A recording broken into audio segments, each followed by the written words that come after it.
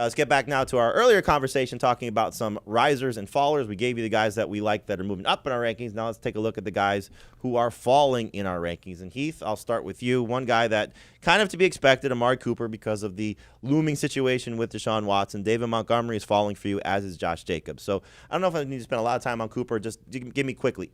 If Deshaun plays 11 games and the suspension is just 6, will you move him back up? I will. Well, I won't. Yes, I will move him back up. He'll be a high-end number 3 wide receiver with Deshaun Watson playing 11 games. So it's just all tied into the suspension. 100%. In terms of, Cooper. Totally understand there. Montgomery, though, is somebody that you're very excited about, which I'm a little surprised on. You see where we come out here on Amari Cooper. He's definitely the low guy. Dave still taking close as number 3 receiver, sports line, obviously taking him there as well. But in terms of these 2 running backs, with David Montgomery and Josh Jacobs, I know these are 2 guys that you like a lot.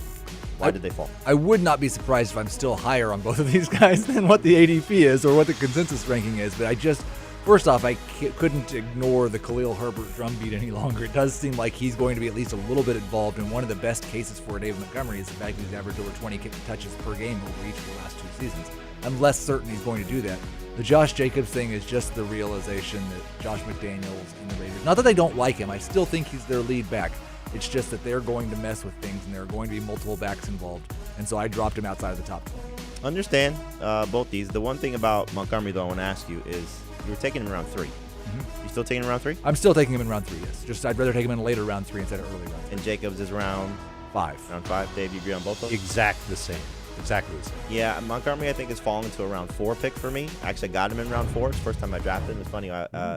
Adam Mazer, our podcast host, was asking me how the draft was going, and I said I took Montgomery in round 4. And he goes, "You took Montgomery?" He's like, "That's not a very pick that I take, but the value is just too hard to pass up." I don't ever give you the chance. No, that's true. You never give me the chance to take him. So I appreciate that, to get a chance to draft him in that spot. Dave, let's take a look at your fallers here, guys that are sliding in your rankings. A big-time tight end in George Kittle. Michael Carter obviously ties into the Breece Hall love, and Jahan Dotson. But let's talk about Kittle a little bit here, because fantasy managers still love the points per game, and the points per game are hard to overlook.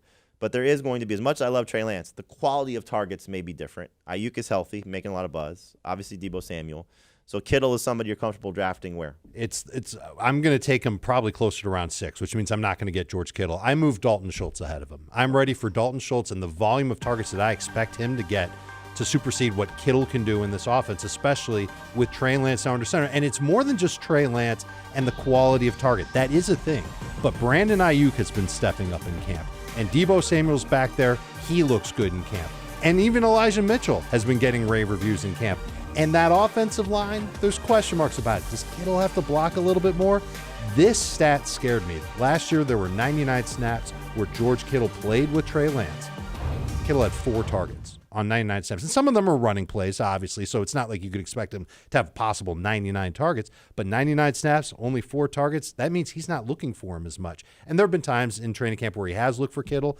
I just wonder about the upside for him. We know that there's injury concerns with Kittle as well. I'm at the point where I'm taking Dalton Schultz ahead of him. I get it. Look, Schultz in a great spot. Everybody's falling apart in the receiving corps for Dallas, and Schultz will get a lot of targets. So could be a better opportunity just to wait out Schultz if you don't even want to take Kittle, because I don't think we'll see Schultz necessarily drafted at Kittle, but you're going to start to see this a lot, that maybe Schultz is not just because Kittle's falling, it's just that Schultz is rising. Why the concern over Dotson? Do you know the best, season-end rankings in PPR points per game for a wide receiver from Carson Wentz is? Not who, where. It's Alshon Jeffrey. I'll give you the name. It was 23rd. The best receiver that Wentz has ever worked with has never finished higher than 23rd in PPR points per game. I don't think Dotson's going to be the best wide receiver that he works with. No, he wasn't. Not in PPR. It's crazy. So I'm worried. I'm worried a little bit about McLaurin, so I can't take McLaurin as a top 15 wide receiver. And I'm doubly worried about Dotson. And the reports out of training camp from Wentz are not glowing. So Dotson's somebody that I'm nervous to take, even as someone that I can put on my bench and just wait on.